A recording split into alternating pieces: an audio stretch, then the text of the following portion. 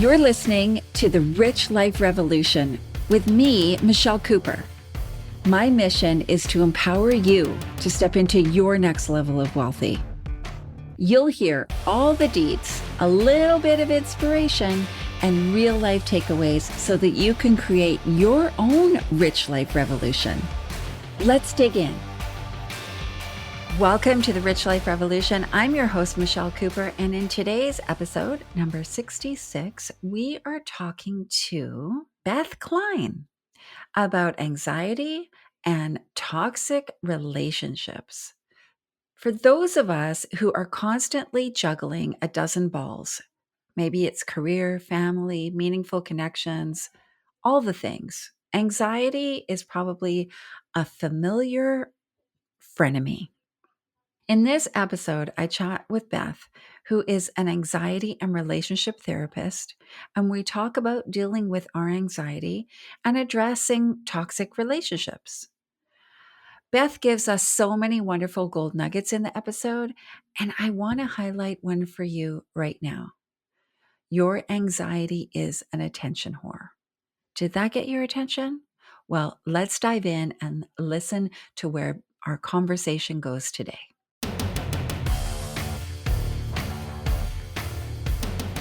Hey, Beth, how are you today? Oh, I'm great. So, I want to start out by having you brag about yourself. Okay, well, yeah, I have done a lot of things in life. I've faced a lot of fears. I started out life as kind of a shy little girl, and I have been deliberate about gaining more skills and facing fears so that I can do things. I'm kind of a driven person. So I've had two careers. I had a career in business for 25 years, and then now I'm a mental health therapist helping other career women face their fears and get to where they want to be. Awesome. And you live in Minnesota? Yes, I live in Minnesota. I have an in-person practice in St. Paul, Minnesota, and then I also do telehealth for people who who are living in Wisconsin and Minnesota. So anywhere in Minnesota, Wisconsin. That's awesome. I love it. So, you and I, we were talking a little bit about our journeys and shifts, intentional, deliberate shifts we both made in our lives. And one of the things that came up, well, there were two things that I want to make sure we cover today because I think they're super, super important. And when I'm talking to people, these are the two things that come up almost every time. First one, anxiety. Like, okay, I am anxious about what's going on in my life, or I'm anxious about making this change, or I'm just anxious in life and I don't know why, right? Like I know why, but you know why, but when you're in anxiety, you often don't know why.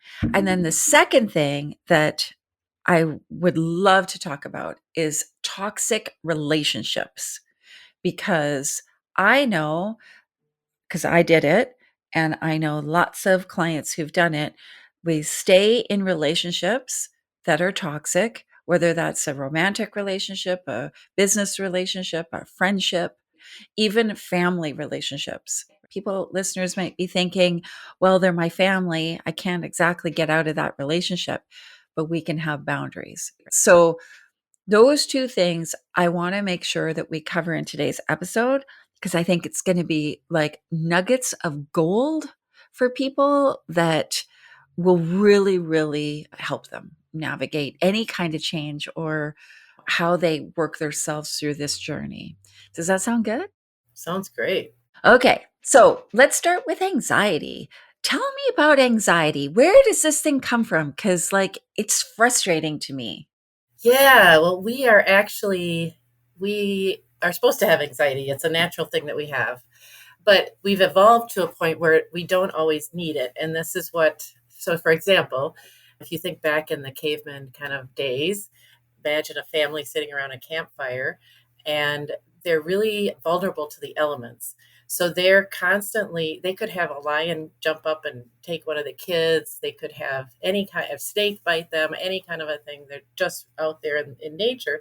So they had to be very aware of the danger that was going to, could happen. So they're kind of looking around all the time. And that kept them safe and it keeps us safe. And, if I was walking down a dark alley and someone came at me with a knife, that anxiety is what actually kicks in and helps me to either fight, fly, or freeze. And that could keep me safe. So if I, quickly realize that running wouldn't be a good idea because then they come after me, maybe I kind of get small and just freeze, right? Or maybe I fight. Maybe I'm good at fighting and I have a knife and I fight them. So that, yes, that's anxiety. That's what anxiety is there for. It's also there for if your intuition, it helps your intuition kick in. So let's say you're with your baby and your baby is going to fall, you kind of notice a movement and then they're starting to fall, you jump in and you catch them. So it's really important to have, but it can also trigger when things are not dangerous, which is, I don't know why that happens, but it does. And so a lot of it has to do with our interpretation. So if we think something's dangerous, we may get a panic attack, or we may all freeze, or we may start fighting, yelling, whatever, because we think it's dangerous and it's going to hurt us, but it's not necessarily. So it's these false triggers that are what, I would say is anxiety. So, for example, a spider that's poisonous, sure, we would be afraid to touch that spider, and we should be. But a spider that's not, we know it's not poisonous, we still are afraid to touch that spider. But really, if we touch that spider, the only thing that might happen is it might, feel icky or feel weird on us, but it's not going to hurt us. And then that even goes to humans. Let's say someone appears to be more powerful than you might be afraid to go talk to them because you're afraid they could hurt you, and yet they may not be dangerous at all. If someone you might know that they're not dangerous, but you still might be scared to talk to them. Yeah, like, it in today's world, right? We're not sitting around a campfire usually, right? Unless we're on holiday. And, the chances, now I'm not going to say all the time and for all of us, but in the world that I live in, the chances of, an wild animal coming and taking my children is very low.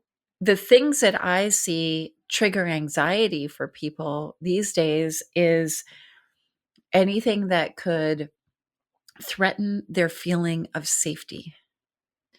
And a big one that I see is money.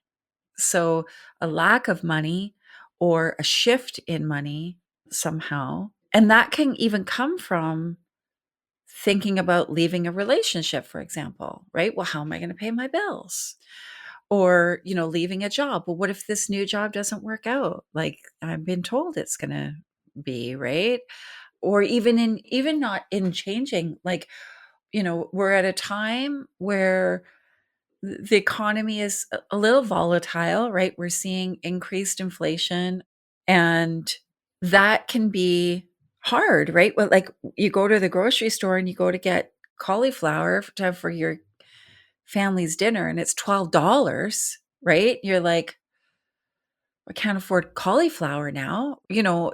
I think these things, I see them as like little drops of rain, like that Chinese water torture, right? And then they add up, right? And then it leads to this feeling of anxiety or a full blown panic attack. A dear friend of mine had quite an intense year to 2 years of quite severe panic attacks. And I've never had a panic attack that I've known as a panic attack, right? And so it was interesting for me to support her in how to work through this because from what I could see, there wasn't anything that was really wrong. There was no big problems. Like for sure she had some stuff going on, but There wasn't anything like urgent kind of thing. Like no one was going to die right now. No one, like the world wasn't ending. And so for me as her friend, it was challenging to be super honest into like how to support her through it because I hadn't experienced it. And so if somebody is feeling anxious or having panic attacks or is having people around them with anxiety, like symptoms and stuff, what can they do to support? Yeah, well, what's interesting about anxiety is first, in order to support them with it, they'd probably need to know something about it themselves. So automatically you get the feeling of, oh, there's danger, right? So if your logical side of your brain reinforces that by doing things like hiding under a blanket, getting reassurance from someone, repetitively, running away from the problem, avoiding the situation, then so that or the automatic part of your brain that's creating the anxiety gets reinforced and says, "Oh my gosh, this really is dangerous." And so it's real. So now next time I'm going to make it even stronger because I want them to escape faster. So what you want to do is the opposite. You want to reinforce the fact that it's not dangerous, that there's nothing there's so you want to not avoid, do it anyway. You want to not ask for reassurance, and you want to be learn how to tolerate the feeling. So the feeling of anxiety, it sits in your body. So you need to kind of find out where in your body you're feeling it. It also has it's a feeling of fear. So you need to kind of learn how to tolerate that feeling and sit with it and be with it and realize that, oh, it feels horrible, but it's not going to kill me. It's not going to hurt me. Oh, that's so good. That's so good, right? Like often I talk about it's okay to not be okay. A lot of people around me will be like, "Hey, Michelle, help me, manifest my amazing life," kind of thing, right? And every day isn't always amazing. Every day isn't perfect. It's not always amazing. It's not all sunshine and roses. And I talk a lot about gratitude and being grateful for even the crappy days and not in a fake way, not be like, oh yeah, like that kind of whole positive kind of fake positivity kind of thing, or what some people might call toxic positivity. Not that, just being okay and grateful that you're okay. And it's okay to not be okay right now. So I remember when a friend of mine was visiting and we were talking about going out to this event thing and she was starting to get quite anxious and I was like, it's okay to not be okay with this. It's totally okay. It's like acceptance, like you said. Well, I was going to say it's almost good that they're feeling that way because your brain is learning that it's safe by you doing it. So your actions tell your brain that it's safe. And so the more you do it, the more it'll realize it's safe and the less it'll trigger. And so that's where even people do exposures where they actually deliberately do things to increase their tolerance for anxiety. So let's say they go to this event with you and then later they go to the event maybe with someone that's less safe for them, and then the next time they go it by themselves, and all along they're feeling that feeling and they're saying, it's just a feeling, it's not dangerous, it's that's all it is a awful feeling. I can tolerate this feeling, it'll make me stronger. Yeah, yeah, totally, totally. I remember like I travel a lot and I don't have any problems traveling usually. However, I happened to be in Vegas during the mass shooting. I wasn't at the concert, but I was there and there was a lot around that for me. And I live in Canada and so, I got back home and I remember saying to my husband, I'm never going to the United States again. And he was like, "What? Like you travel so much and you speak and you share your message and think of all the people that won't hear you." And I was like, I don't ever want to be in a situation where people with guns can kill mass amounts of people, right? And he was like, well, that could happen anywhere in the world, Michelle. Like, it's not just the United States. But a friend of mine was speaking at an event in Phoenix, and she knew what was going on for me and my thinking. And she was like, I would like you to come with me, hang out at the event with me. It would be really good for you to travel. This was like 3 months later. And I was like, are you kidding? There's no way I'm going to Arizona. And she was like, I feel like you need to do this. Like, I feel really strongly that you need to do this. And I ended up going, and I just kept saying to myself, it's okay to not be okay, Michelle. It's okay to feel, to have a faster heart rate, right? It's okay to feel uneasy. It's okay to feel nervous. And I was like hyper aware of everything around me, kind of thing, right? And I was like, it's okay to be like that because you've been through this traumatic event. So it's okay. But as you said, it was about building a tolerance to it. Or in your case, rebuilding the tolerance, right? Totally, right? And like just expanding a little bit more, a little bit more, a little bit more. And, it eventually it was fine, right? It took a few trips and I went with people that I felt safe with. In one trip, I had a full blown meltdown in the bathroom. But luckily, I have my best friend was there. She's one of those super calming people. And she was like, it's okay, Michelle. This is completely normal. Like, just breathe. It's going to be fine. And I realized there were these little triggers for me. In that situation, we were going into a restaurant and six police cars like rushed up into the street, and all these police got out with big guns and all this stuff. And of course, that would trigger you if you've been through some kind of, mass shooting or something like that, right? So, I was like, okay, this is normal, right? Like, this is what your body is supposed to do. And so that's what I want to really reinforce to our listeners is if you're having any form of anxiety, panic attack, anything like that, it's totally normal. It's what our body does. Yeah, and the worst thing you could do is, like as a friend, is catastrophize it and kind of go to that catastrophizing with them, because then it's showing, oh, this really is dangerous. Because if it was, you guys better be catastrophizing and getting the heck out of there. Right? I mean, and Right? that and some of the people were saved at that shooting because of that. But the worst thing when it's not dangerous is to go with a friend and say, "Do you need to go to the hospital? Oh no, let's. What do you need? What do you need? Let's breathe." Da, da, da. It's the better thing is to say, this isn't real. You're having this feeling. It's just a feeling. Let's keep going. Even if it's hard to walk, let's walk. Let's go. Let's not give that anxiety the attention. Let's give the thing we're doing the attention. Oh, that's good. Yeah. Like moving towards anxiety versus moving towards the value or the thing you're doing.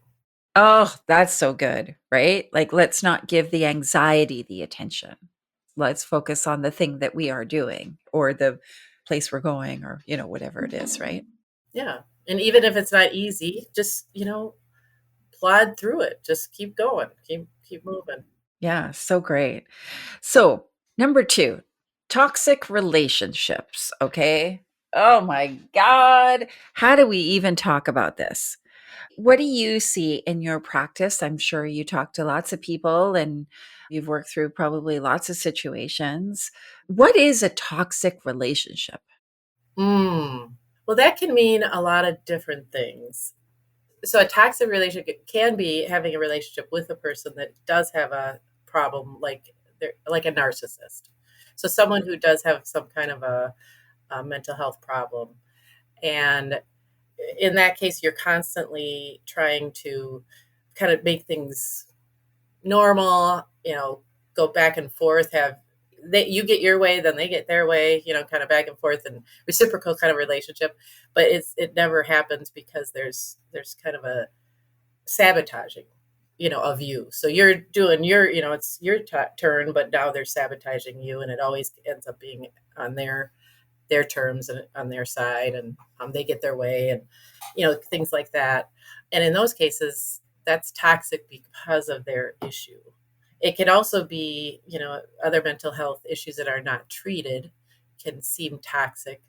So let's say a borderline personality disorder, it can be treated. It can be, the person can be helped and learn. But if they're not willing to go to treatment and they're not doing those kinds of things, then they're also going to be maybe overreacting and not having boundaries, things like that. And you're constantly having to accommodate them, possibly, or react to their reactions. So I guess that's one of the definitions, I would say. Can we have toxic relationships with people who aren't diagnosed with these kind of things? Yeah, I think, I mean, it's loosely defined. Toxic isn't like a word that has a big definition or anything. But what else can happen is there's something in the dynamics or in the relationship that is not getting solved.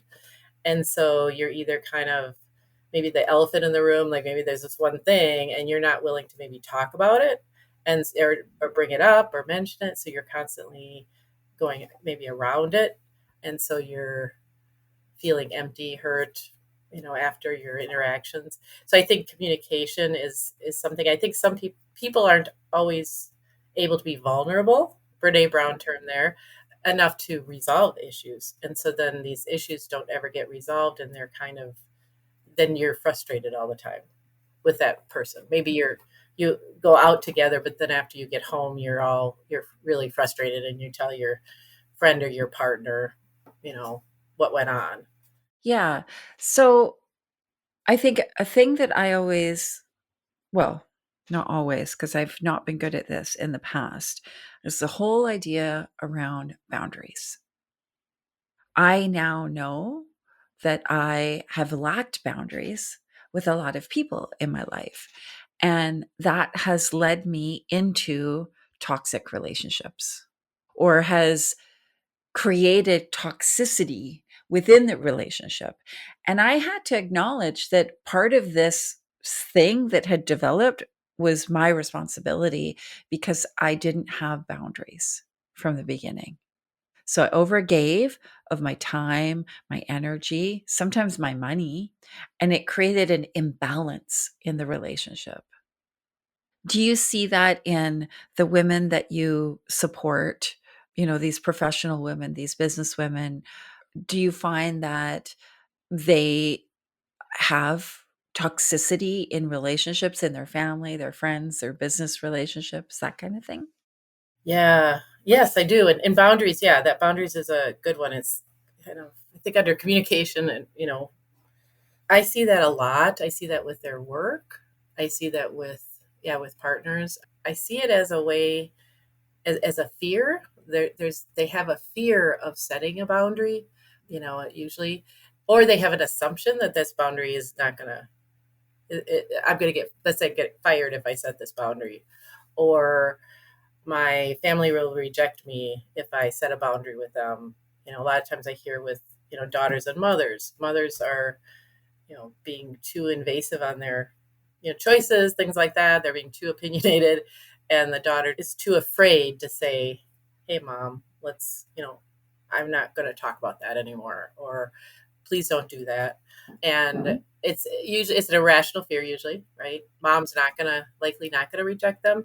I mean, if she is, she may have an issue, like narcissism or something, or an untreated mental illness or something. But if you don't try, you're not going to know. And a lot of times, especially at work, when they try, finally they face their fear and they do it. And facing their fear is feeling those feelings that we talked about with anxiety, but being willing to do it anyway. And they say something to their boss. A lot of times it turns out fine. They're kind of surprised, like, why didn't I do this earlier? And that could be true with girlfriends too, or with their spouse. So yeah, definitely boundaries are needed, and that's part of communication too. I think it's to say, this thing that you're doing really bothers me, so I'd like you to not do that anymore.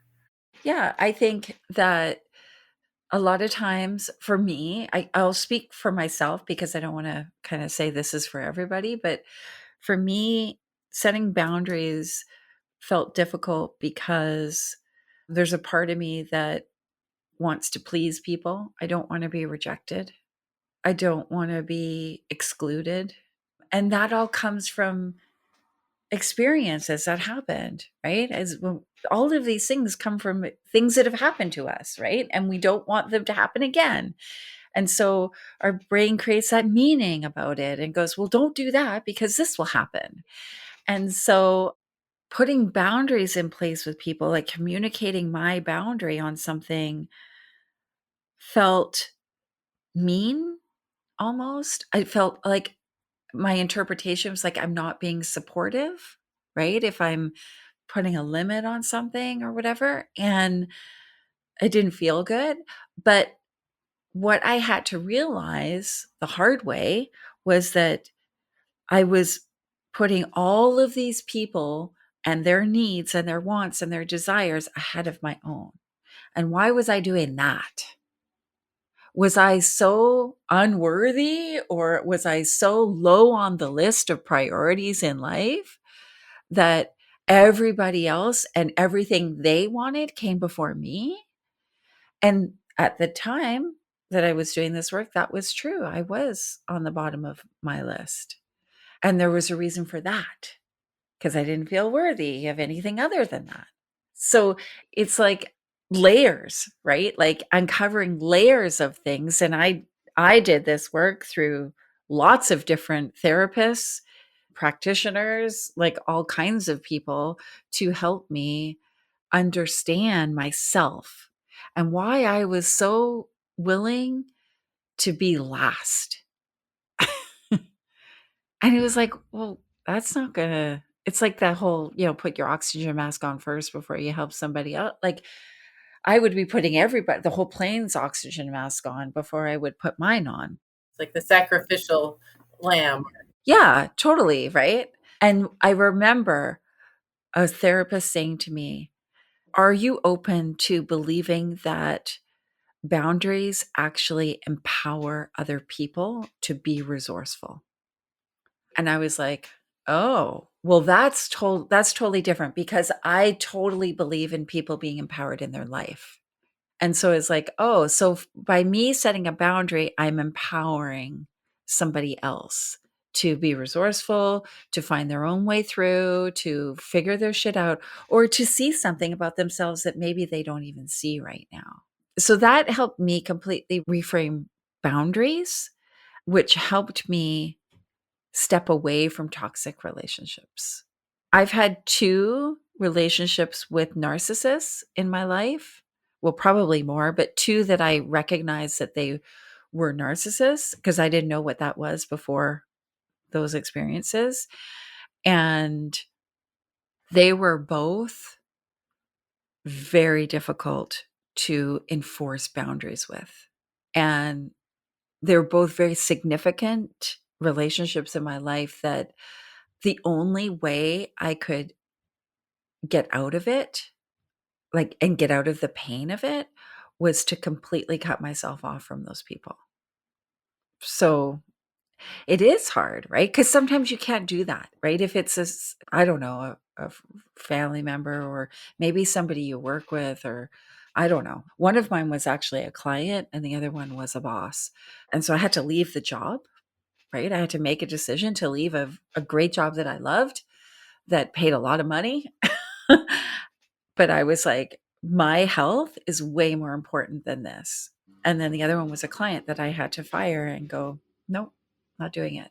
Again, paid a lot of money, but it's like, it felt like selling your soul. Right, yeah. I bet it did.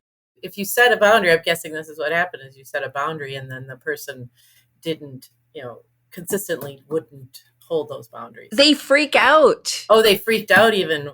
Yeah. Okay. In both those situations, they completely lost their shit. And it was like, oh, okay. Well, thank you for demonstrating to me that my boundary is of zero value to you and all of the drama around it. And that's what I learned about narcissists. and that manipulation that they do. And I was like, oh, this is a whole new thing to me. I didn't know that this was a thing. So boundaries are a good thing. Is there other considerations if we find that a relationship has a toxicity that we are not wanting to be involved with? Yeah. I guess what I would first do is somehow try to get in conversation with them about maybe what's going on, like possibly confront, but in a nice way, and find out, if there's something going on with them. You know, I notice that you're really reactive right now. Is there something wrong? Like, are you hurting in some way? And kind of try to find out, what's going on with them, because it's possible that if someone is really hurting, they might act that way, right? Or if they were hurt by something you did and never brought it up, they might kind of opening the door to more vulnerable discussions depending on the situation.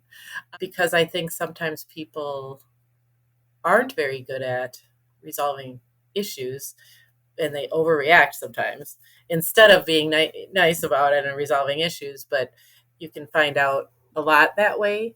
If they won't go there, then it's hard to be a really close friend, because they're going to put their guard up.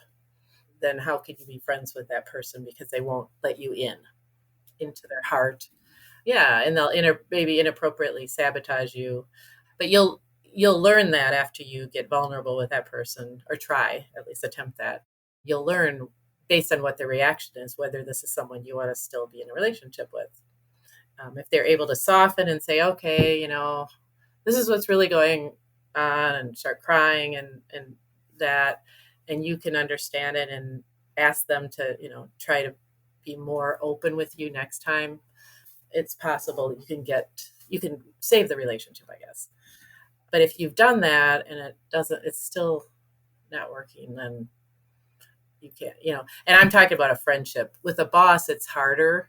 Like with a boss, you wouldn't do that necessarily. And also a client, actually with a therapy client, I would do that. I mean, that's what we do.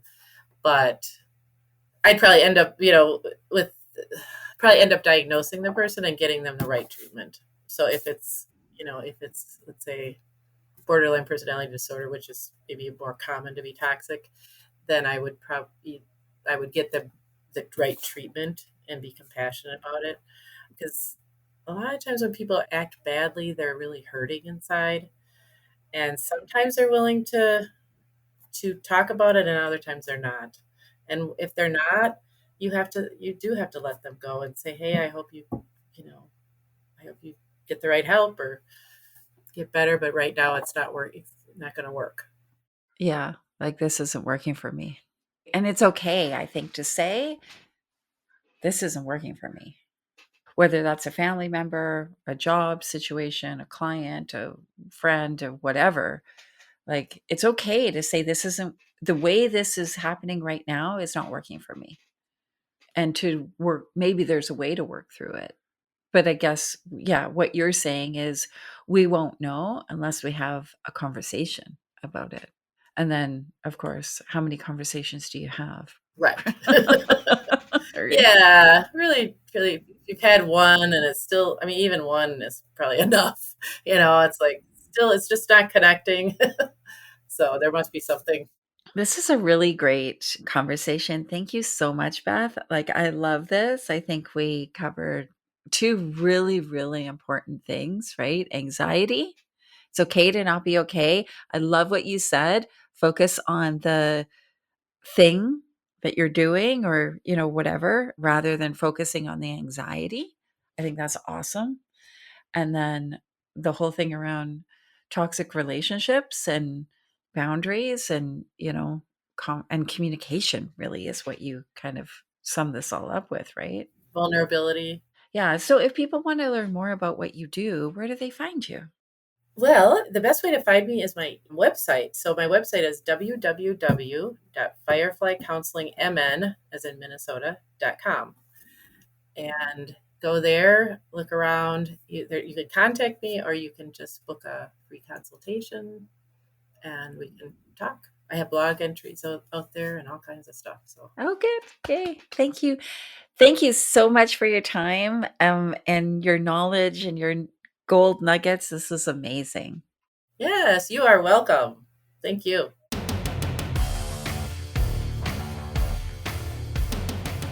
Thanks for joining me today. What a great episode. What a good conversation with Beth. I think it's important for us to consider how we can take our mental health into our own hands. Our lives tend to be whirlwinds these days.